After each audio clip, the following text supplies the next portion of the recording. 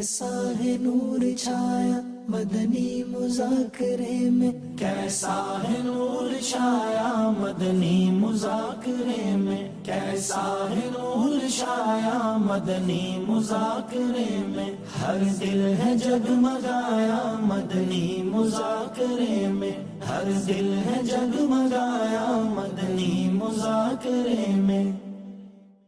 الحمدللہ رب العالمین والصلاة والسلام علی خاتم النبیین، اما بعد فاعوذ باللہ من الشیطان الرجیم، بسم اللہ الرحمن الرحیم، الصلاة والسلام علیک یا رسول اللہ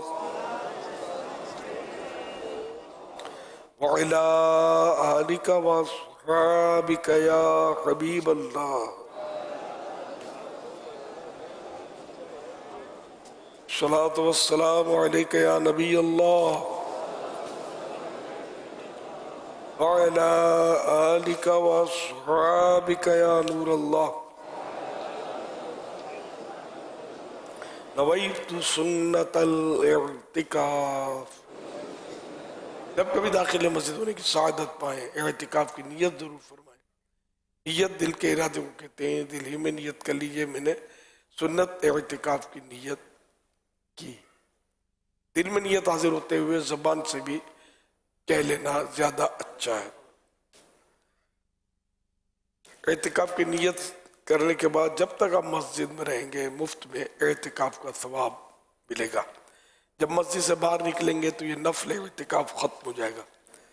یاد رکھیے، مسجد میں کھانا پینا، سونا، سحری، افطار، آب زمزم شریف پینا، دم کیا پانی پینا، پیاس کھانا وغیرہ اسی صورت میں جائز ہوتے ہیں جبکہ اعتکاف کی نیت کی ہو۔ نیت اعتکاف کی نہیں کی تھی، افطار کا ٹائم آ گیا، افطار مسجد میں نہیں کر سکیں گے، ہاں نیت کر لیجئے اعتکاف کی، اب بھلے آپ افطار کر لیجئے۔ تاہم مناسب یہ ہے کہ اعتکاف کی نیت ثواب کے لیے کریں اور کچھ ذکر و درود کر لیں، چاہے تو 12 مرتبہ درود شریف پڑھ لیں، اب افطار کر لیں یا کھا پی لیں۔ صلو علی الحبیب صلی اللہ علی محمد۔ حضرت سیدنا عبداللہ ابن عمرو بن عاص رضی اللہ عنہما کا فرمان ہے، جو نبی پاک صاحب الاولاق صلی اللہ علیہ وسلم پر ایک بار درود پاک پڑھے گا، اس پر اللہ پاک اور اس کے فرشتے 70 بار رحمت بھیجیں گے۔ 70 بار میننگ 70 ٹائمز۔ صلو علی الحبیب صلی اللہ علی محمد۔ الحمدللہ ماہ رمضان مبارک کا 18واں روزہ جاری ہے، اس کا تھوڑا سا وقت رہ گیا ہے۔ عصر کی نماز پڑھ کر عاشقان رمضان عالمی مدنی مرکز فیضان مدینہ میں جمع ہے۔ مدنی چینل پر بھی لائیو سلسلہ ہے، مدنی مذاکرات شروع ہو چکا ہے۔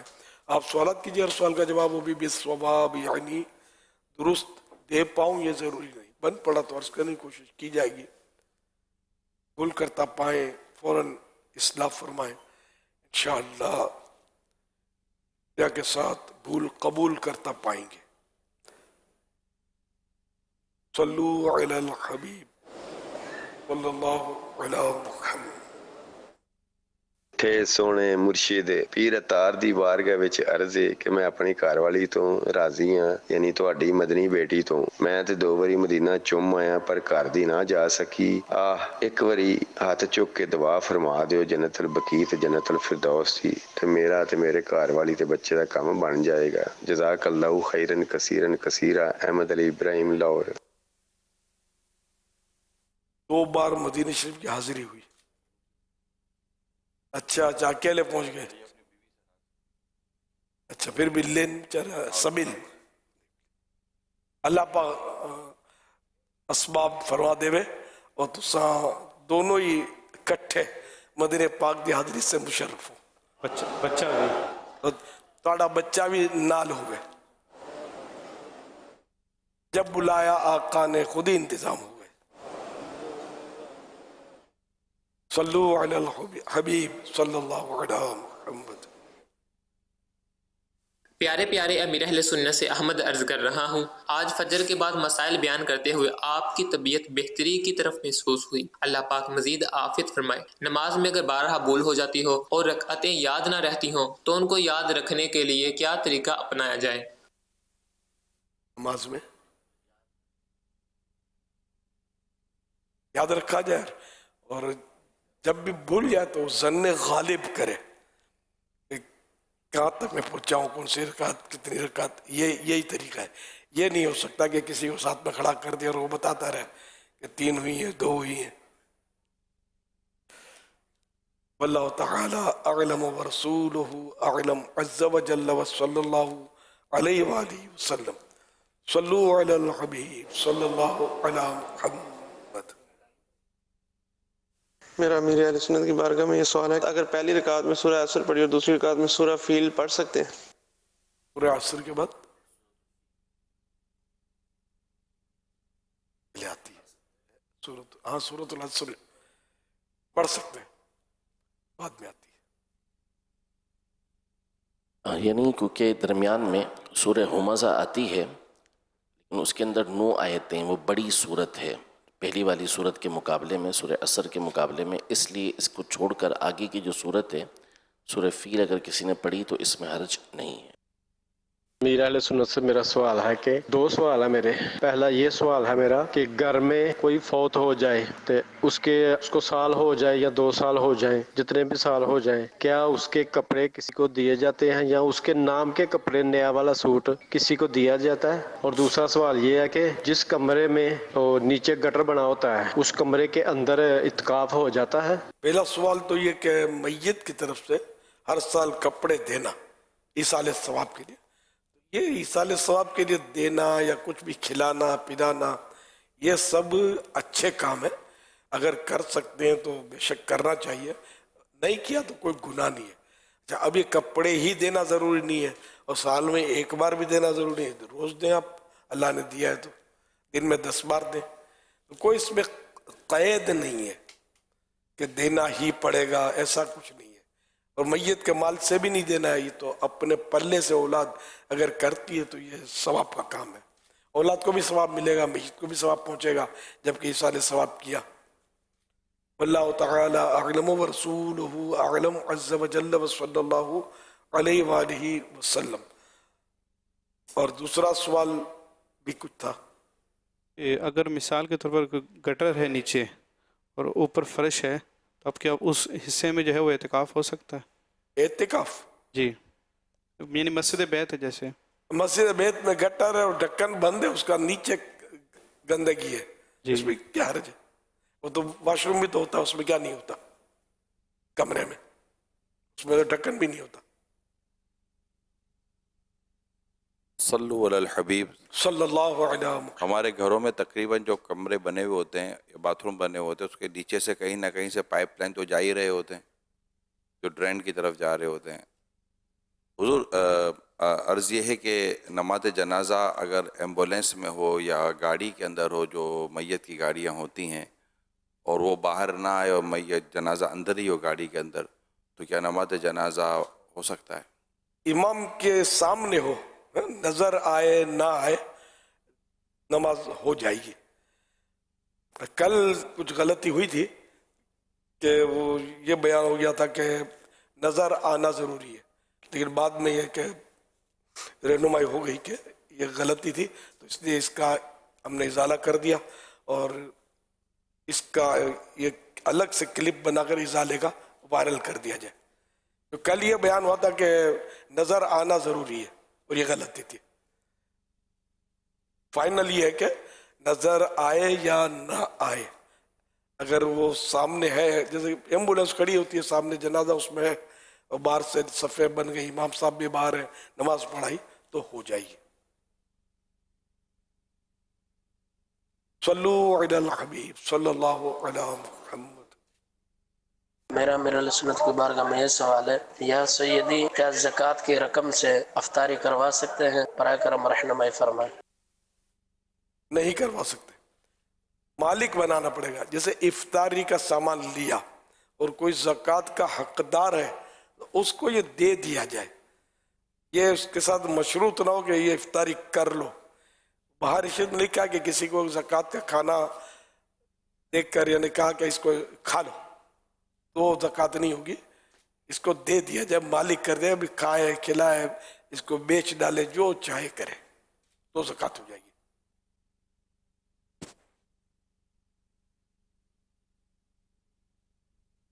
میرا سوال امیر اہل سنت کی بارگاہ میں یہ ہے کہ ہم جس فیکٹری میں کام کرتے ہیں اس میں ہماری ہی سیلری میں سے تقریباً 700-800 روپے ہر مہینے کے کاٹ لیے جاتے ہیں. جب ہم ریزائن دیتے ہیں تو وہی پیسے وہ ڈبل کر کے ہمیں واپس دیتے ہیں. یہ پیسے لینا ہمارے لیے جائز ہے یا نہیں؟ پیسوں کا کیا حکم ہے؟ ڈبل کر کے دیتے ہیں، جائز ہے. کیا عورت عشاء کی اذان سے پہلے نماز عشاء و تراویح پڑھ سکتی ہے؟ اذان سے پہلے اگر ٹائم ہو گیا ہے تو نماز پڑھی جا سکتی ہے. بہتر وہی ہے کہ مرد کی عشاء کی نماز جب ہو جائے تب عورت اپنے گھر میں نماز پڑھے اور اذان کے بعد پڑھے، یہ بھی بہتر ہے. تاہم اذان بھی شرط نہیں ہے، نہ مسجد کی جماعت ختم ہونا شرط، وقت شرط ہے، ٹائم ہو جائے. حج کے تعلق سے، سفر مدینہ کے تعلق سے کچھ سوالات ہیں. کیا حج کرنے سے انسان کی مالداری اور رزق میں برکت ہو جاتی ہے؟ اس سے پاکے حجو تستغنو، حج کرو غنی ہو جاؤ گے، یعنی مالدار ہو جاؤ گے. اولاد پر اگر حج فرض ہو چکا ہے تو کیا وہ والدین سے پہلے حج پر جا سکتی ہے؟ جی ہاں، اولاد پر اگر بیٹا ہے جیسے اس پر حج فرض ہو گیا تو ماں باپ منع کرتے ہیں تب بھی جانا ہوگا. جس پر حج فرض ہو اور وہ نہ کرے تو اس کے لیے کیا عذاب ہے؟ چاہے وہ یہودی ہو کر مرے یا نصرانی ہو کر مرے، سمجھو کہ خطرہ ہے کہ خاتمہ اس کا ایمان پر نہ ہو. بیوی کو حج کروانا کیا شوہر کی ذمہ داری ہے؟ جی نہیں. نابینا پر کیا حج ضروری ہوگا؟ نہیں. زندگی میں پہلے حج کرنا چاہیے یا عمرہ؟ اس کا موقع ملے مدینے جانا ہے. اب پیسے عمرے جتنے، عمرے کا موقع مل رہا تو حج کا انتظار کیا کرنا تھا؟ اگر حج کا موقع مل رہا تو حج کریں گے تو عمرے تو کئی مل جائیں گے، اس میں جیسا جس کا موقع. کوئی حج کرنا چاہتا ہے لیکن اس پر قرض بھی ہے تو بہتر کیا ہے؟ اگر قرض ہی ادا کرنا چاہیے، زندگی ہے کیا بھروسہ ہے؟ حج تو فرض ہوگا نہیں اگر اتنا قرض ہے اس پر کہ اگر وہ قرض ادا کر دیتا ہے تو اب وہ شرائط اس کے پورے نہیں ہو رہے، اس کے پاس زیادہ راہ نہیں ہے، خرچہ نہیں ہے. بہتر کیا بلکہ ضروری ہے کہ وہ پہلے قرضے سے فارغ ہو جائے. ہاں بعض قرضے ایسے ہوتے ہیں گھر گھر میں ہوتے ہیں یا اپنوں میں ہوتے ہیں اور وہ خود بولتے ہیں کہ یار جاؤ کما کے دے دینا، حج کرو یار، وہ ایک الگ صورت ہے. بیوی کے پاس گولڈ یعنی سونا اور پیسے ہوں تو کیا اس پر اکیلے کا حج ضروری ہوگا یا اس کو بھی محرم کی ضرورت ہوگی؟ ہاں یہ کہ محرم کے بغیر سفر نہیں کر سکتی. کہ مثال کے طور پر ہے ہی مکہ مکرمہ میں اور اب اس کے بعد زیادہ راہ ہے، اب یہ اس کو محرم تو ضروری نہیں ہے، حج تو کر سکتی ہے. اگر جیسے ہمارے ملک سے اگر حج کو جائے تو یہ شرعی سفر ہے تو اس میں یہ محرم سفر کے لیے نہ کہ حج کے لیے. لوگ سمجھتے ہیں حج کے لیے، یعنی حیدرآباد بھی کراچی سے جانا ہے تو چونکہ وہ 250 کلومیٹر تقریباً فاصلہ ہے تو یہ شرعی سفر کہلاتا ہے.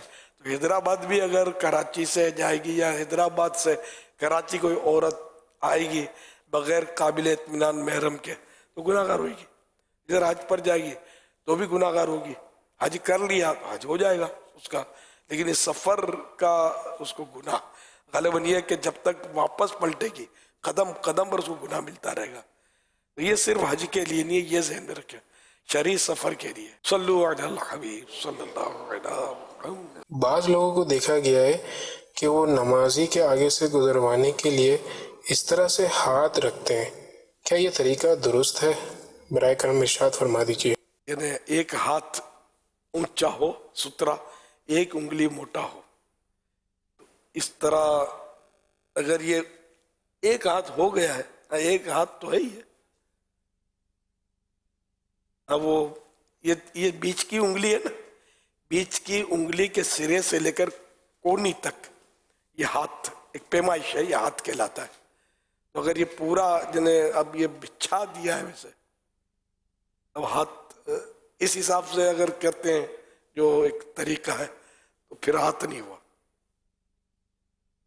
ہاں یہ بازو بھی ہے، پھر دکھائیں ذرا تصویر، یہ دیکھ لیجیے. ہاں یہ ہو تو جائے گا، پورے کندھے تک اس کو مطلب مل رہا ہے سپورٹا. ہاں اس طرح نکلنے میں کوئی حرج نہیں ہے، نکل سکتے ہیں.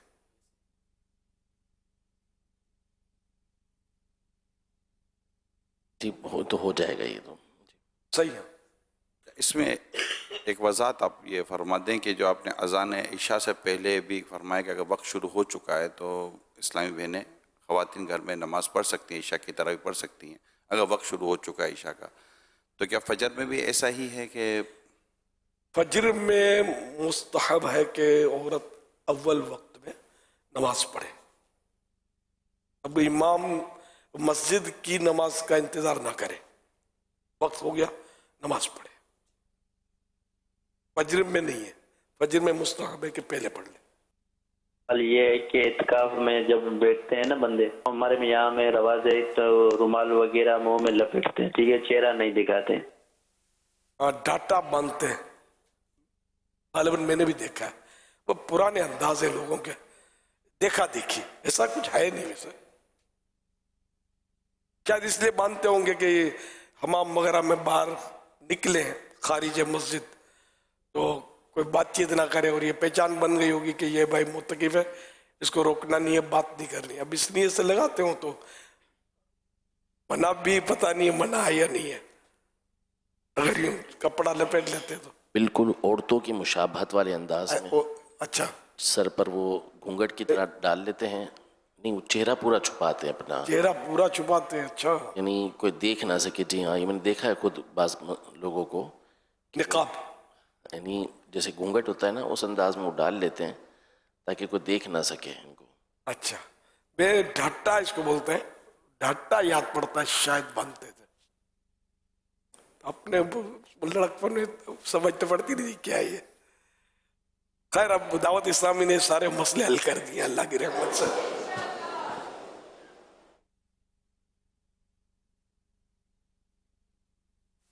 امیر اہل سنت کی بارگاہ میں سوال عرض ہے کہ جو عورت فوت کی عدت میں ہو وہ اعتکاف بیٹھ سکتی ہے کہ نہیں بیٹھ سکتی؟ جو عورت عدت میں ہو وہ اعتکاف کر سکتی ہے نہیں. اعتکاف میں تو حرج نہیں ہے، لیکن روزہ بھی رکھ سکتی ہے عدت میں، تو بلکہ فرض ہے نماز روزے. اچھا ہے بیٹھ جائے تو اعتکاف میں پلس ہے. یہ اذان کہتے وقت کانوں میں انگلیاں کیوں ڈالی جاتی ہیں، اس کی کیا حکمت ہے؟ اذان میں کانوں انگلیاں اس لیے ڈالتے تھے کہ زور سے انگلیاں ہوں تو آواز اندر نہ جائے، نہیں تو اس طرح بلند آواز مؤذن نکالے. لیکن اب مائک آ گیا تب بھی اب انگلیاں رکھنے کی سنت تو واقعی انگلیاں رکھے یا ہاتھ رکھے اس طرح کانوں پر اذان میں. یہاں اگر عقل کا کوئی گھوڑا دوڑائے گا تو یہی کہے گا ضرورت کیا ہے، مائک آ گیا ہے تو. لیکن نہیں، جو حدیثوں میں چلا رہا سلسلہ ہم اسی طرح کریں گے جب تک علماء، جید علماء، فقہاء کرام جس کو بولتے ہیں، وہ کچھ فیصلہ نہ فرمائے. اس میں تکلیف بھی کیا ہے رکھنے میں. صلو علی الحبیب صلی اللہ تعالی علی محمد. ہر صحابی نبی، ہر صحابی نبی، سب صحابیات بھی محمد مصطفیٰ احمد مجتبی. ایک مسئلہ سنا تھا کہ اگر تیسری یا چوتھی رکعت پڑھ رہے ہیں فرض نماز کی، اب اس کو سمجھ نہیں آ رہی کہ تیسری پڑھ رہا ہوں یا چوتھی پڑھ رہا ہوں، تو کیا وہ دونوں میں قاعدہ کرے گا؟ اگر تو ظن غالب کسی جگہ جم جاتا ہے اس کا، وہ اسی کو رکعت شمار کرے گا، تیسری یا چوتھی اسی کے حساب سے پڑھے گا. اور اگر کسی طرف اس کا دھیان نہیں جمتا اور بار بار یہ معاملہ اس کے ساتھ ہوتا رہتا ہے تو اب اس نے کم پر بنا کرنی ہے، یعنی کم سمجھنا ہے، اور تیسری پر بھی قاعدہ کرنا ہے، چوتھی پر بھی قاعدہ کرنا ہے، اور آخری کے اندر سدہ صاف بھی کرنا ہے.